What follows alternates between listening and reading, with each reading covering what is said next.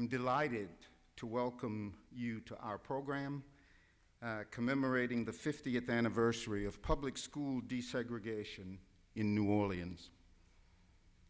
Tomorrow, November 14th, marks 50 years since 4 little girls bravely and defiantly walked through jeering, mob-like crowds to attend classes at McDonough 19 and William France elementary schools, symbolically ending legal segregation of New Orleans' public schools.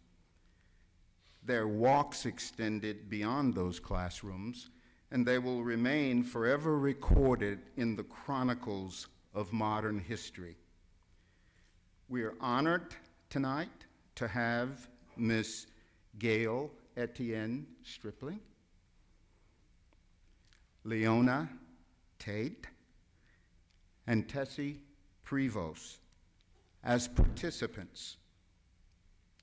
The girls' historic walk through the hostile crowds was assured by the protective escort of retired Deputy United States Marshals Charlie Burks, Al Butler, and Herschel Garner, whose presence this weekend reunites them with the ladies for the first time in 50 years and adds special significance to our program. To everyone who completes a directory information card out front, we will provide a link leading to a site from which a complete video of this evening's program can be obtained free of charge. The Keller Family Foundation provided important and far-sighted support for the program and the accompanying exhibition through a crowd bravely, the 50th anniversary of public school desegregation in New Orleans, which remains on view at the Amistad Research Center until December 22nd, 2010. Amistad has also collaborated with several partners in bringing you tonight's presentation. Among them are the Louisiana Center for Civil Rights and Social Justice, the US Marshals Museum, the Louisiana Endowment for the Humanities, and Dr. Liz McMahon and the Tulane University Department of History.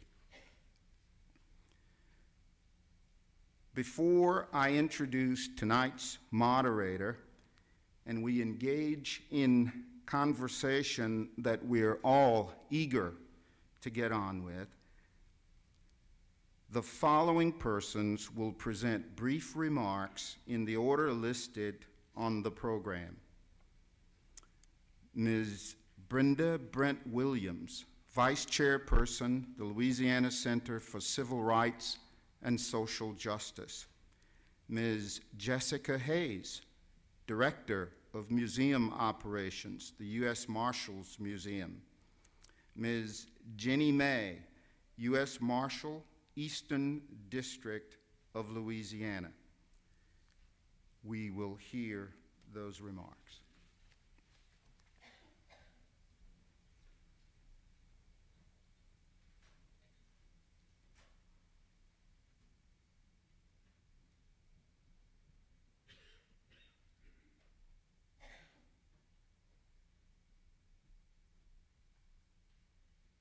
Good evening.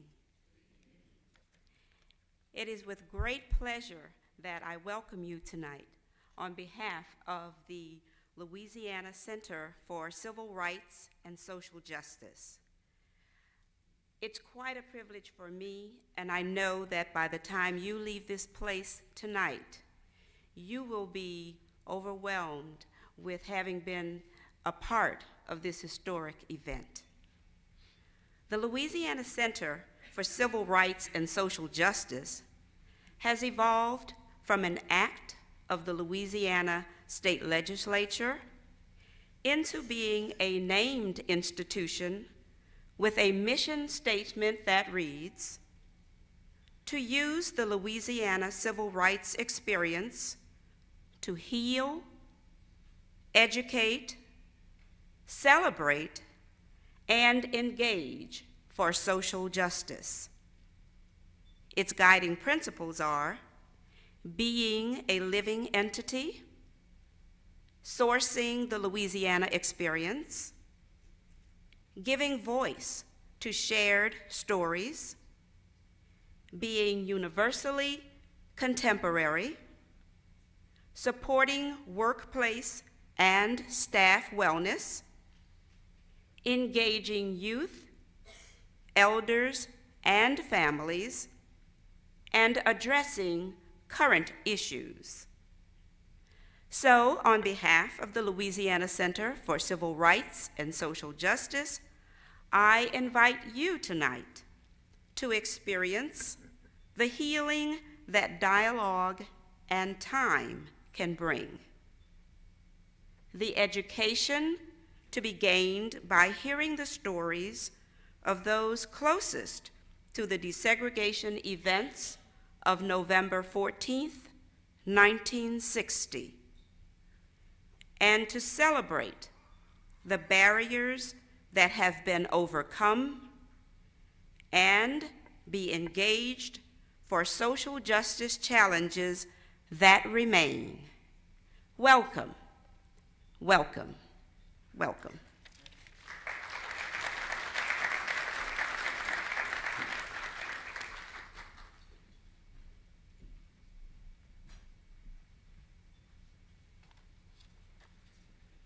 Good evening. On behalf of the US Marshals Museum in Fort Smith, Arkansas, we thank you for joining us tonight for this historic event.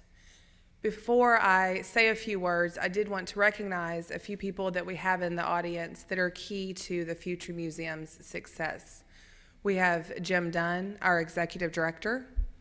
We have Marvin Lutz, president of the US Marshal Service Association, Assistant Director for the U.S. Marshal Service, Scott Ralstad, and historian Dave Turk. Tonight we are here to recognize and celebrate Tessie, Gail, and Leona, as well as their parents who had the strength and courage to not only want better for their children, but to stare bigotry and hatred in the eye and send their 6-year-old daughters to McDonough 19. We recognize and we celebrate Al, Charlie, and Herschel, and those who are no longer with us, who stood then and continue to do so today as a symbol of justice, integrity, and service, the motto of the U.S. Marshal Service. Webster's dictionary defines a hero as a mythological or legendary figure, often of divine descent, endowed with great strength or ability. An illustrious warrior, a man admired for his achievements and noble qualities, one who shows great courage. Each and every one of these definitions applies to each and every one of our honorees. New Orleans may have been the first time, but it was not the only time that they confronted racism and hate. As they grew older and changed schools, Gail, Leona, and Tessie were again the first African-American students in all-white schools. Al, Charlie, and Herschel continued enforcing civil rights legislation across the South. They protected James Meredith in Oxford, Mississippi. They were in Alabama, Atlanta, and other places too numerous to count. Today, they all continue this by sharing their stories with adults and children alike. Last night, Al and Herschel were talking about the response they get from school children when they tell them about New Orleans, and that often the kids don't seem interested or don't understand what the significance was. They were commenting that perhaps it's due to their having no point of reference. Their parents went to integrated schools, and it's hard to imagine a time when that wasn't the norm. It just seems so foreign to them. Later, as I was thinking about this, I thought about the first time I shared the New Orleans story with my then 4-year-old daughter. Afterwards, she looked at me and she said, "Well, Mommy, that's just weird. Who cares what color people's skin is?" Yes, Julia, I said that is just really weird. The contributions of these heroes changed the course of our nation. They made it possible for my child and others to think that racism and bigotry is just weird. They paved the path for hundreds of thousands of children they will never meet, but whose lives are impacted each and every day by their bravery. Tonight we celebrate them, we celebrate their courage, and we celebrate bringing them together for the first time in 50 years. And I am very proud to call them my friends and my heroes. It's now my pleasure to introduce US Marshal for the Eastern District of Louisiana, Jenny May. Marshal May has a long career in law enforcement. Prior to her appointment as US Marshal, she spent 32 years with the Louisiana State Police, where she retired as Lieutenant Colonel Deputy Superintendent. She was appointed US Marshal in March of 2010. Please welcome Marshal May.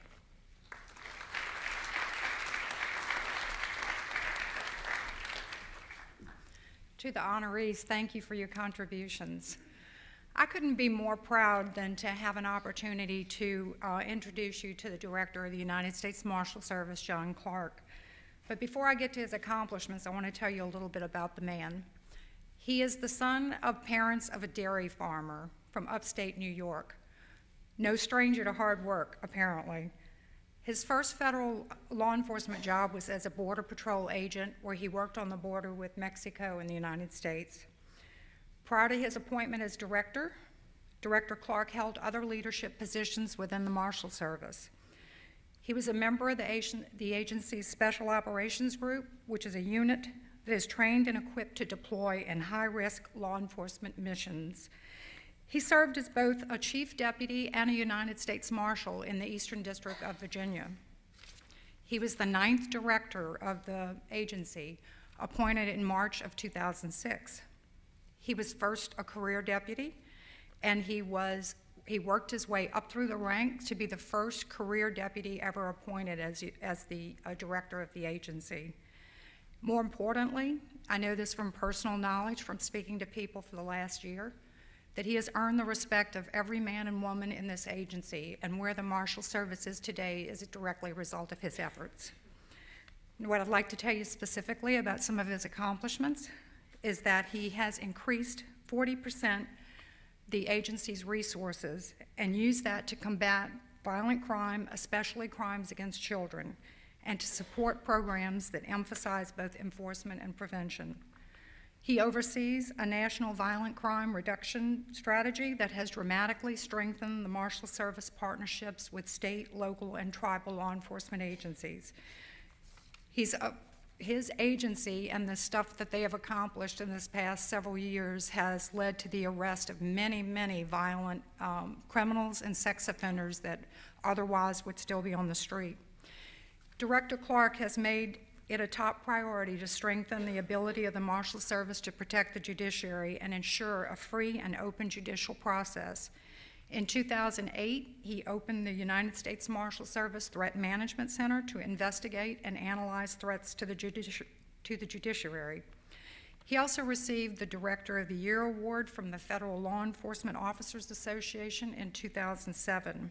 He serves on the board of directors for the National Center of Missing and Exploited Children and on the executive committee of the International Association of Chiefs of Police. Director Clark is married and received his Bachelor of Science degree from Syracuse University. And as I said, I couldn't be more proud. He's a great boss. Director.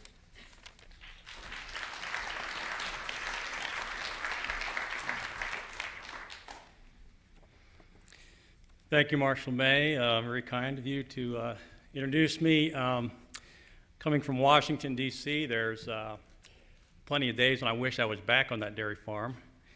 But I want to say tonight what a great honor, joy, privilege it is for me to be on this stage with such a distinguished group. I do want to just take a second to thank those who organized this event. I think it's important to do so. As was pointed out, the Armstead Research Center, Louisiana Endowment for the Humanities, Louisiana Civil Rights Museum, the United States Marshals Museum. I'm sure others here in the room that have helped. And of course, Tulane University for serving as our host. And I think it's just good to take a second, if we might, just give a round of applause for those folks for putting this program together.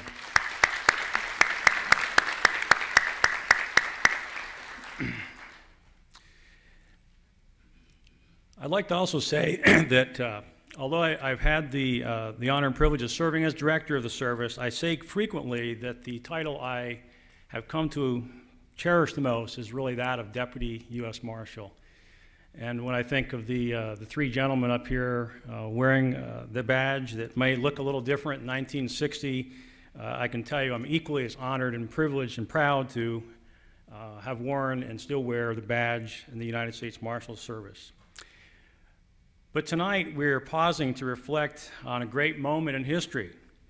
And in doing so, we're going to recognize 6 remarkable individuals who 50 years ago likely had no idea they would be indelibly woven into the fabric of American history.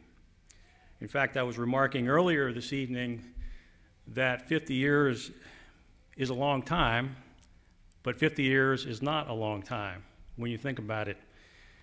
In fact, it's an interesting event for me to stand here in official capacity as director, but thinking back to the time 50 years ago where history and the Marshal Service meets today in 2010.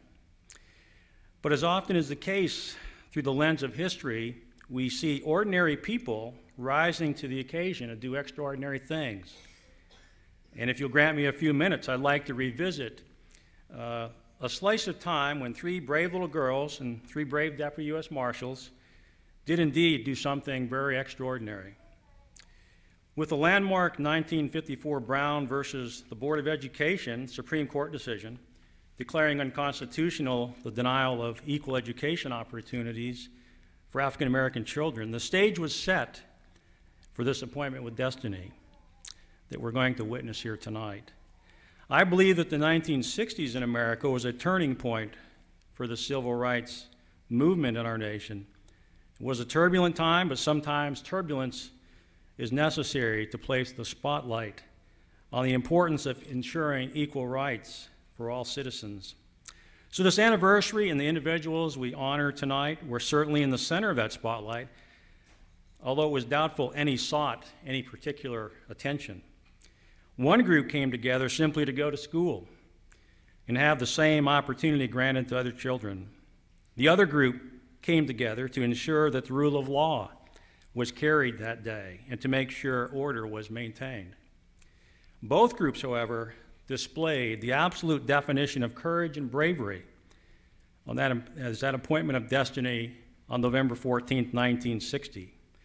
Both groups were participants in a cause even greater than themselves, one that bears remembering this evening.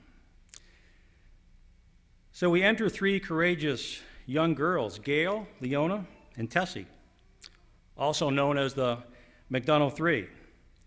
I have to imagine they spent restless nights thinking about what lies ahead, perhaps wondering what will happen.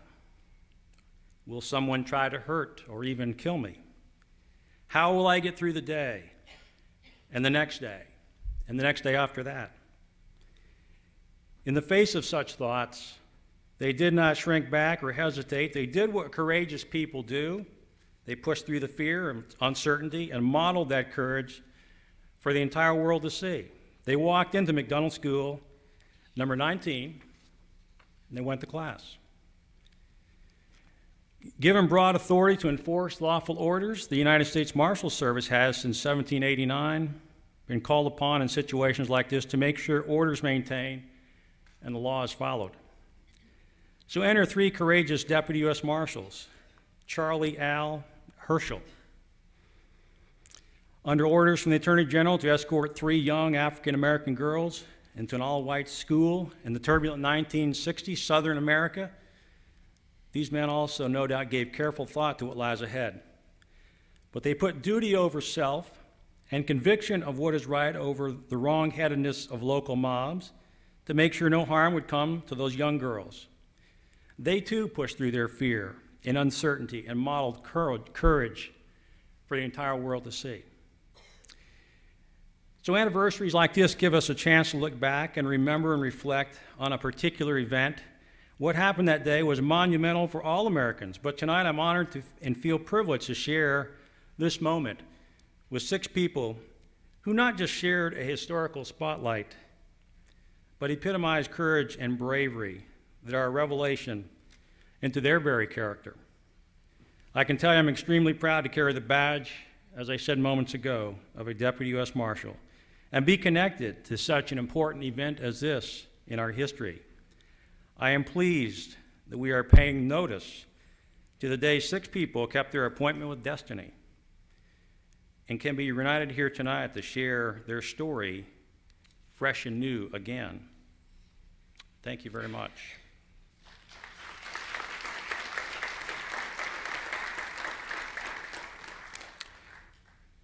Before I leave the podium, I thought it would be fitting and noteworthy to make some special presentations before we hear our panel tonight. It's my great honor tonight to present the 6 individuals who are being reunited tonight with some gifts signifying the importance of what took place at McDonough School 50 years ago. So I am pleased to present Gail, Leona, and Tessie with honorary Deputy U.S. Marshal recognition.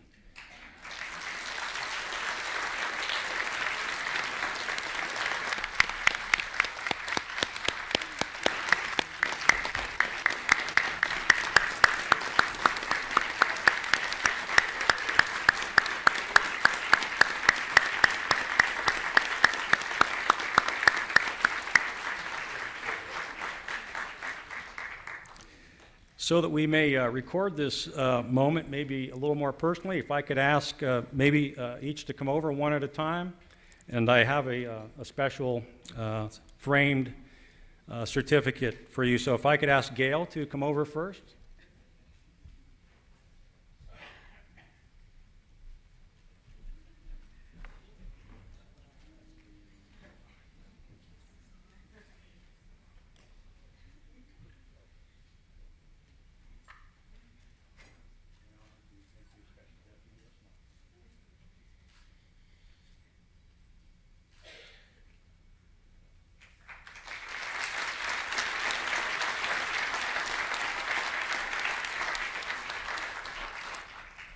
Okay, and Leona?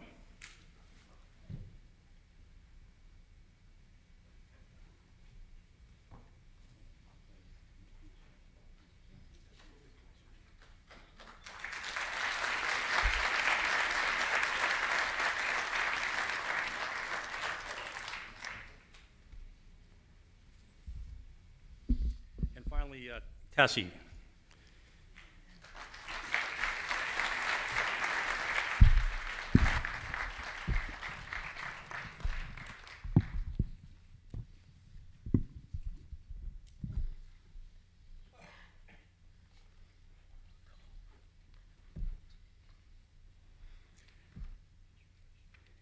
Also, in recognition of their service to our nation and the great courage and devotion, duty they displayed while protecting these young ladies, I am pleased to present Charlie, Al, and Herschel with a framed director's coin and letter of appreciation. So if I could ask Charlie to come up first.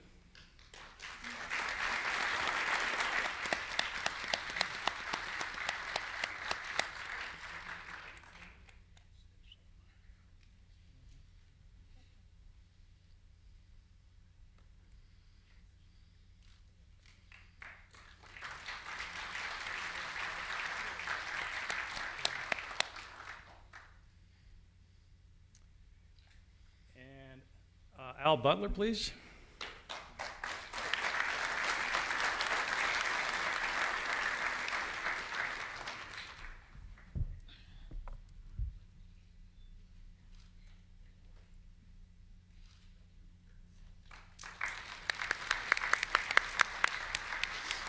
And finally, Herschel.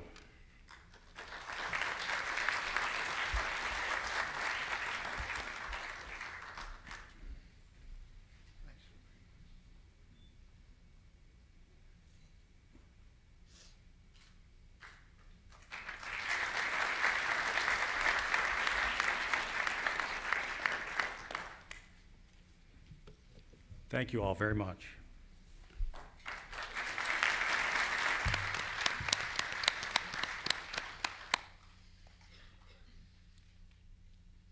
I'm supposed to introduce our moderator for tonight.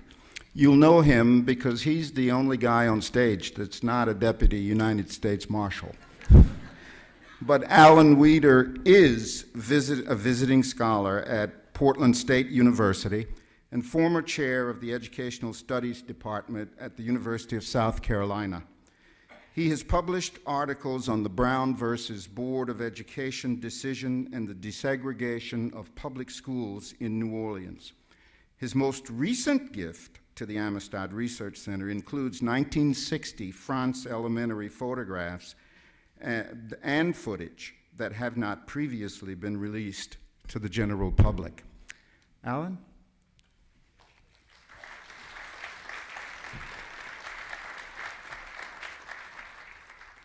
I'm putting my chair to the side because so that we can really have a conversation once we get going.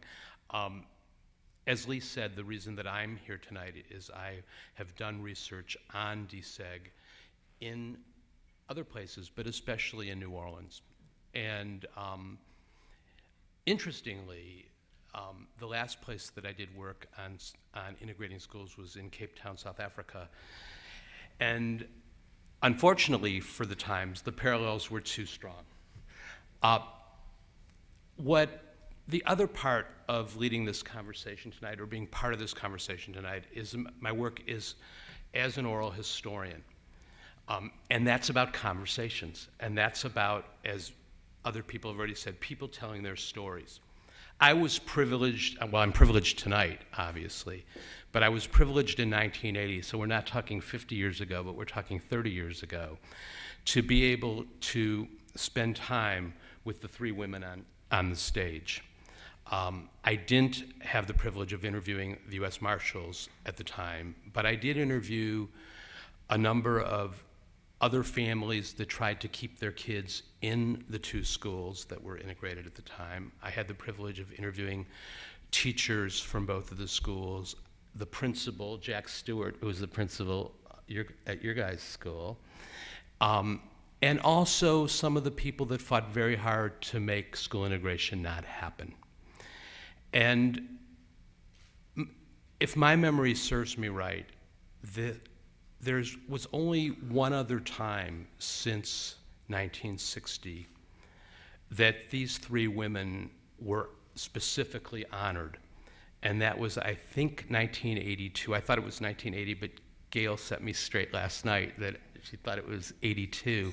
And that was at City Hall in New Orleans. And there's some amazingly wonderful contrasts, because the person who worked very hard to arrange that day of honor was a woman who at the time was coming up to 90 years old, named Elizabeth Rogers, who was a member of the Communist Party of the United States. And she was such a unique member that when she would come back from yearly meetings, all she would talk about was dancing all night long and never about ideology. So and all three of these women knew Elizabeth Rogers at the time. I want to just say a few words of context. People have already talked about Brown versus Board of Education. This case, as you all know, was called Bush versus the Orleans Parish School District. And I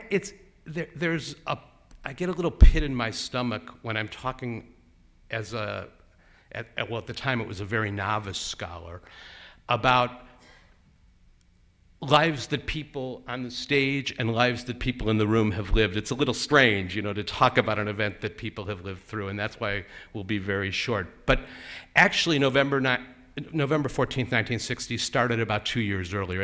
It started actually about 200 years earlier, but 2 years before was the court case. And between that time and November 14th, there was such finagling and such intensity of people in the city of New Orleans, and that's what I'll stick to now, working very hard to try to make this happen. They didn't know how it was going to happen. And there were people working very hard to try to make sure that it never happened. And this was back and forth for a long time. And the school board in New Orleans was supposed to be working on a plan for school integration. Initially, they didn't. And pretty much what got them to work on a plan for integration was, I think Skelly Wright, the judge who ruled on the case, was part poker player. Because from my studies, it seems to me that he leaked that if something wasn't done quickly, that he would initiate a plan of his own, and it wouldn't have been 3 6-year-old girls going to one school in the city, and actually it was supposed to be 2 6-year-old girls going to the other school in the city. It would have been much more of a larger plan. And the school board got to work, and I'm not going to go through that. But I don't know how much Tessie, Gail, and Leona remember about it, because they were 6-year-old girls. But on Friday, November 11th was a very frenetic day for their families. The school board had asked people to apply if they wanted to transfer.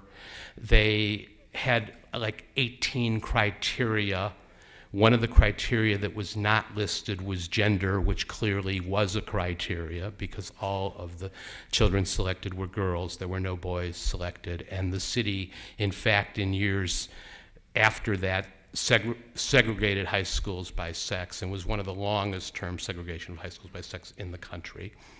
But their parents were notified on that Friday, I think, before, as were the principals at both schools.